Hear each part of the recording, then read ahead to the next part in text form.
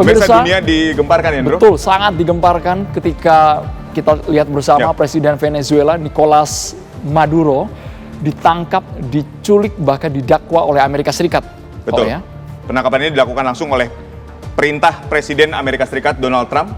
Nah, Amerika Serikat menurunkan unit khusus yang disebut Delta Force untuk menangkap Maduro di kediamannya di Caracas, Venezuela dalam sebuah operasi bernama Absolute Resolve. Nah, ini dilakukan pada Sabtu dini hari waktu setempat dengan mengerahkan 150 pesawat, Bro. Betul sekali, 150 pesawat, kemudian ada unit khusus yakni Delta Force dan juga Drug Enforcement Administration dan juga tim FBI, semuanya turun dalam satu waktu bersamaan, butuh proses sekitar 5 jam. Betul. Bayangkan, banyak juga pihak yang bertanya, TNI-nya kemana? Kesannya gitu, tentaranya kemana? Pas pampresnya mana? Masyarakatnya kok tidak menolak seperti itu? Kok tidak marah dengan penangkapan yang dilakukan oleh Amerika Serikat? Betul.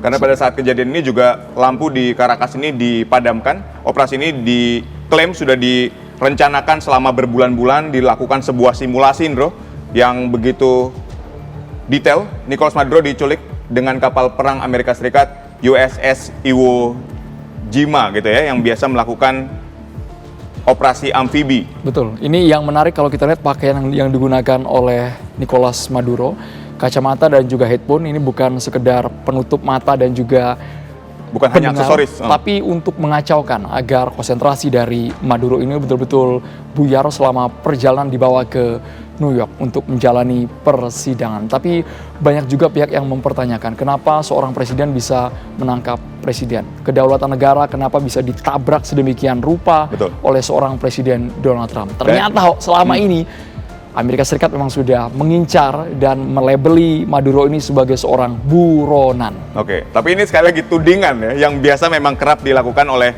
Amerika Serikat. Nih kalau kita lihat, alibi Amerika Serikat menangkap Maduro di sini terlibat kartel narkoba De Los Soles atau kartel Matahari, kemudian menyelundupkan ribuan ton kokain ke Amerika Serikat, melakukan kegiatan migrasi ilegal, aksi terorisme yang berhubungan dengan penjualan senjata ilegal begitu ya. Sangat mengerikan ketika poin migrasi ilegal karena Donald Trump menganggap Maduro sengaja melepaskan orang-orang di rumah sakit jiwa, orang-orang yang merupakan narapidana dari Venezuela dikirimkan ke Amerika Serikat untuk membuat ketidakstabilan, mengacaukan, membuat keonaran, kriminalitas di Amerika Serikat. Tapi sekali lagi, ini tudingan, masih tudingan. Tudingan sepihak dari Amerika Serikat, banyak analis internasional menilai bahwa itu merupakan argumen hukum hanya sebagai pintu masuk untuk menguasai sumber daya yang dimiliki oleh Venezuela. Baik. Tapi yang menarik adalah pernyataan dari Donald Trump sendiri, Bro, yang begitu percaya diri dan memperlihatkan kebanggaannya dapat menarik atau menangkap pemimpin negara lain beserta istrinya Celia Flores. Kita akan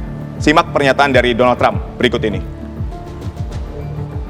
Bahkan pernyataan terbaru dari Donald Trump, ia bukan hanya ingin mendakwa, mengadili seorang presiden Nicolas Maduro, tetapi juga ingin mengambil alih roda pemerintahan, kemudian energi yang dimiliki oleh Venezuela. Oke, walaupun saat ini wakil dari Presiden Venezuela yang mengisi kekosongan sementara selama 90 hari ditetapkan oleh Mahkamah Konstitusi Venezuela.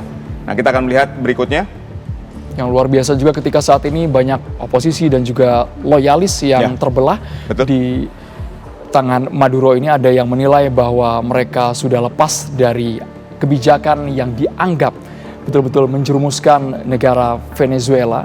Mereka mengecam apa yang dilakukan Amerika Serikat, tapi di satu sisi mereka lega karena secara ekonomi pertumbuhannya merosot tajam, pengangguran di mana-mana, kemiskinan terjadi di Venezuela sepanjang kepemimpinan Maduro dari tahun 2013 sampai 2025. Tapi sekali lagi, kami tidak punya data pasti apakah itu minoritas atau mayoritas, betul-betul suara rakyat Venezuela atau hanya mereka yang betul-betul anti Maduro. Baik. Ini Maduro dan istrinya dituduh memerintahkan penculikan, pemukulan, pembunuhan terhadap pihak yang mengganggu operasi narkoba. Ini adalah klaim dari Amerika Serikat. Selanjutnya, dakwaannya sangat serius karena ribuan ton kokain Trump menganggap itu sudah dilakukan oleh Nicolas Maduro dan juga kroni-kroninya. Ini yang menarik, betul ini sekali. Sumber ini ya. Venezuela memiliki cadangan minyak mentah sekitar 303,2 miliar baler atau sekitar 17%. Ini merupakan yang terbesar di dunia. Nah, sebagian pihak menyatakan bahwa ya tadi selain mengambil alih kekuasaan, ini yang sebetulnya diincar oleh Donald Trump gitu ya. Ini sebagian menuding seperti itu karena apa? Bayangkan 300,3,2 miliar barel yang ingin dikuasai.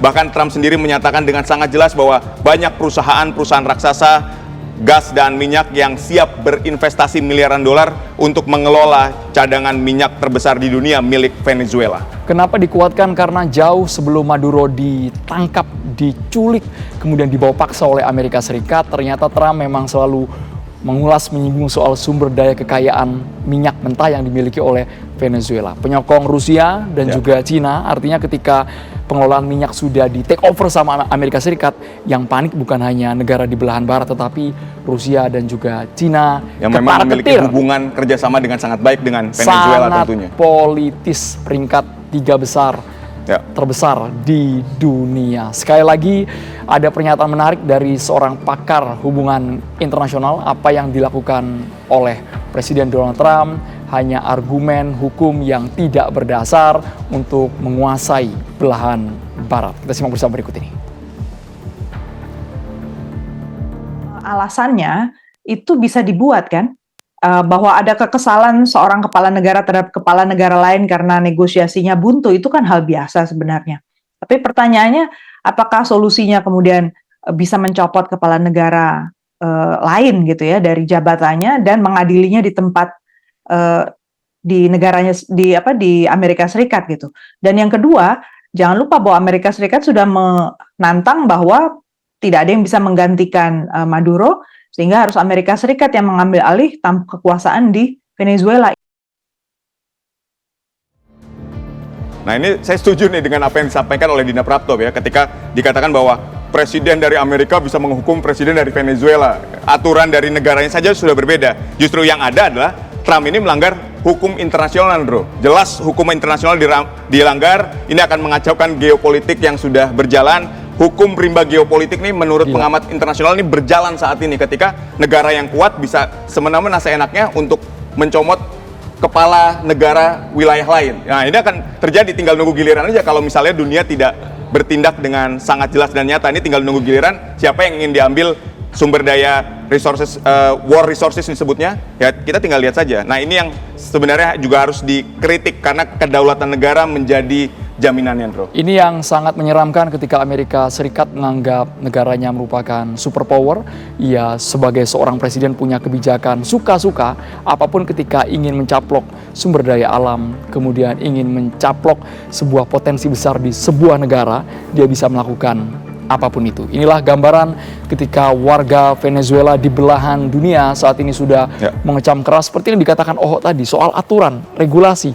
Sepertinya Perserikatan Bangsa-Bangsa juga diabaikan oleh Presiden Donald Trump. Kami heran, padahal sudah tertera jelas dalam sebuah regulasi Piagam 24 PBB bahwa Presiden tidak boleh mengintervensi kepentingan negara lain. Tapi dalam rekam jejak, memang ini bukan pertama kali ya. Betul. Saddam Hussein Irak pernah, dan Filipina, Amerika Serikat. Tidak terbukti walaupun Saddam Hussein kemudian dihukum gantung begitu. Tapi ternyata tudingan yang disampaikan Amerika Serikat tidak pernah terbukti, bro. Kita tunggu, itu kan yang ironis. Kita tunggu siapa yang bisa menghentikan kebrutalan dari Presiden Amerika Serikat Donald Trump. Kemarin sempat bertanya dengan Mbak Ina, kata Mbak Ina, nggak ada orang lain, negara lain pun sekeras Vladimir Putin, Kim Jong-un, Xi Jinping nggak bisa katanya. Yang bisa hanya Amerika Serikat itu sendiri yang bisa menghentikan kebijakan. Karena selama hanya sifatnya kutukan dan kecaman, bro, ya apa yang dilakukan oleh Amerika Serikat ini tidak akan pernah berhenti.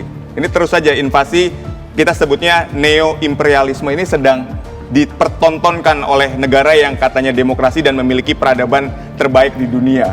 Nah, ini yang sangat miris. Imperialism.